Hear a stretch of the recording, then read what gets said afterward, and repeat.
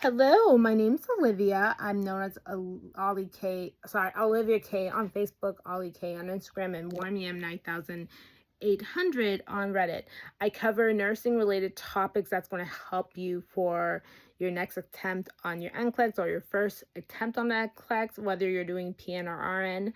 I have a whole array of playlists that can help you with your Q banks and studying. So I have one for fundamentals, which I am going to redo one or two fundamental videos just because I'm not satisfied with how they came out. So I'll be covering that like within a month or maybe so. I have a playlist for the pharmacology, high yield, med surge, where you're comparing, contrasting the different diagnoses. That's going to be helpful when you're doing your case studies, the close, the drag and drops, and so on and so forth.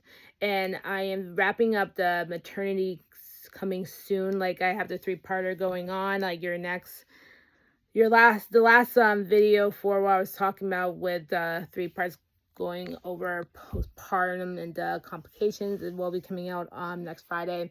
And then I just have 2 more videos to wrap up on the maternity, which will be the newborn. It's fairly short. So I will do those 2 videos and then it will be up and we'll be ready to dig right into pediatrics. So which should be fun and should be easy going. I found it a lot easier than maternity. So that'll be coming up. And for those trying to get into nursing school, I do have a playlist regarding like TEAS testing materials. I personally didn't make the video. It's been out for years, but I have it open just in case, say like you want to get some information out of it. So it's up and running for you right there. Now you get bored by nursing related topics. I do have videos, not videos, like a playlist for reality TV shows. Love is Blind. It's up from seasons 1 to 10.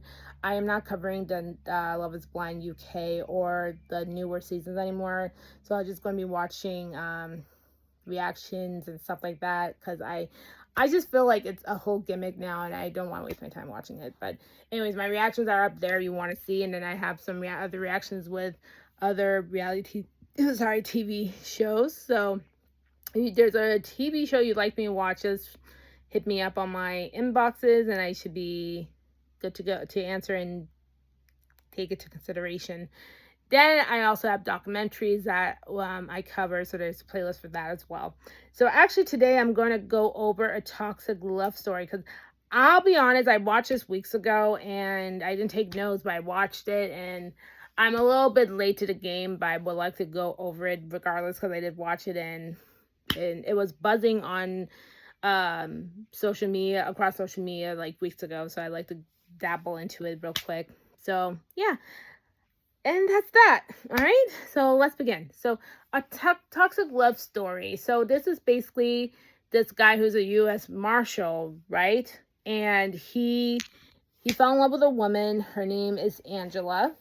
So I guess they're apparently being not stalked, but like apparently they're being cyber harassed because someone's sending them like a prostitute or not so much a prostitute, but like somebody to violently rape his wife or some sort. And then they think it's coming from a disgruntled ex of Ian. That's a U.S. Marshal. So in the beginning, you're seeing a girl saying like, oh, well, I don't know what to believe. I want someone to tell me the truth. Cool. So they just go right into the whole story of, you can hear the recording, right? Like where you hear a woman crying, saying that there's somebody that's going to come rape her and all this stuff. And then Ian sounds very upset, talking crap about who he thinks did it, and sent his wife like these emails about wanting for her to die or something, or sending somebody to just rape her. And it was so confusing. It was a lot, and it still kind of confuses me. So as you can hear, I'm not as clear when I'm kind of saying all these things. I'm like, I'm barely understanding and grasping it. So they're talking all about this because they're going to have Angela assaulted or some sort. So then what happened is they do the investigation, and they look into Michelle Hadley. So that's the ex-fiance of Ian. So I guess they're saying that she made this persona. She sent all these threatening emails to poor Angela, and then she gets arrested. Unfortunately.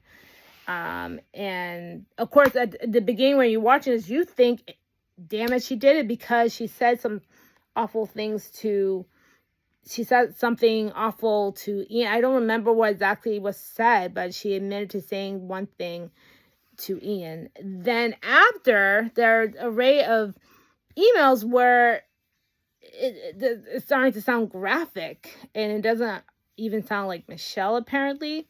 So they dig further, right? They're like, because they're like, well, this isn't over. Now you get into the history of Angela, and Angela has been known to lie about things. So she said she had cancer, and then she got called out. Like you can see in the video, like one of her ex-friends or something was like, guess what, bitch? I know you're lying. You gotta tell the truth. And she's following her out to the car as Angela leaves. Like, you better come clean. Yeah, I know you're lying. And then Angela leaves. So you can then see Angela has a history of seeking attention and saying lies. And I'm just like, okay, so this is going in a whole different direction than you anticipate, right? Okay. Then after that, then it goes into Ian and Michelle being together, and how within weeks, he proposed to her, and they found love, and Ian decided to like get a home or apartment with Michelle, or something about putting in a down payment. That's still kind of weird to me. I guess she wouldn't put the down payment, and that's why he got angry. He got way more abusive, violently, physically, verbally towards Michelle. And then he started telling her how to dress. He started telling her, get a belly piercing, it's hot. And it's like, and listen, I have a belly piercing. Anyone who's followed my social media, you can see I have so many piercings because I chose to get them. I chose to because I wanted it. I had my belly pierced like on and off since I was 18 years old, and I'm 30 something now, in my mid 30s. So I had a belly piercing forever. Like, actually, this recent piercing I have, actually, as a matter of fact, I got this a year ago, so it's been a year and a month. So the fact that he was trying to tell her to get this because it's hot, like, that's so weird. Like, that's controlling, and you shouldn't tell a woman what to wear. Like, who the fuck do you think you are? He just is the documentary is starting to paint a picture of who Ian is. And then after it got way too violent towards Michelle and whatnot, then Michelle just left. She upped and left. She said she left and didn't look back. And then she didn't hear from Ian until this whole framing of Michelle happened. Now you can see what happens when the cops are now, they're now interrogating, they're now investigating what's going on with this, and they questioned Angela and Ian. Then they did more digging on Ian, and they showed that he said some lies. So did Angela, and they both finally got arrested. Michelle was let out.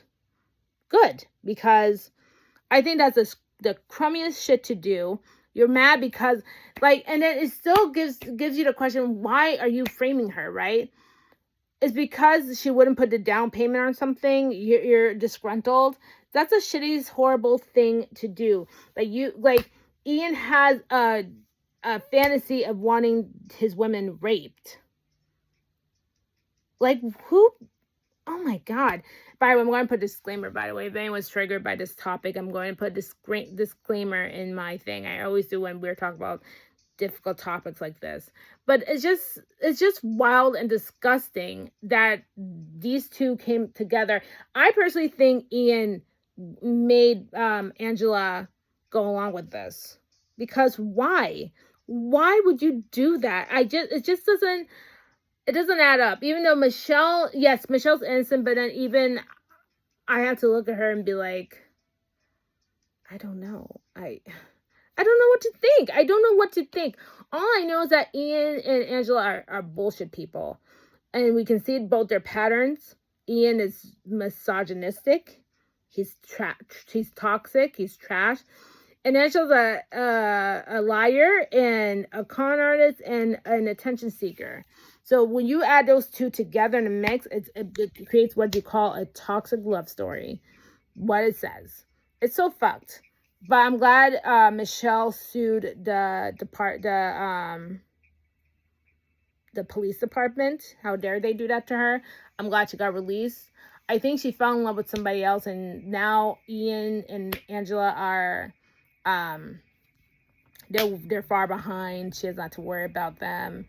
I don't know. These Netflix documents, I'm just like, why? I feel like they're seeking out the crummiest people to do a documentary on and just go on it. It's just weird. But I think that's about it. And I just still have some questions. You know what I mean? Like, I still need to know what the fuck to do, to think. I don't know what the fuck to think. And his friend that was defending Ian, she's a Lulu. Just say you want him, because there's no there's amount of evidence with him pretending to be the person and plotting with Angela to frame Michelle. And you're still talking shit about Michelle. Why? What a convoluted story. Anyways, that's about it. That's all I have for today. Next week, I'm going to cover the lesbian version of the ultimatum. I can't wait to talk about it. I'm excited. I'm so mad they canceled it, but I'm going to talk about the first season. Then I'm going to do the second season in the week afterwards. And then I just need to think of ideas of what else to cover or review. But that's about it. Anyways, I will catch you guys in the next video. Take care. Have a good one. Bye.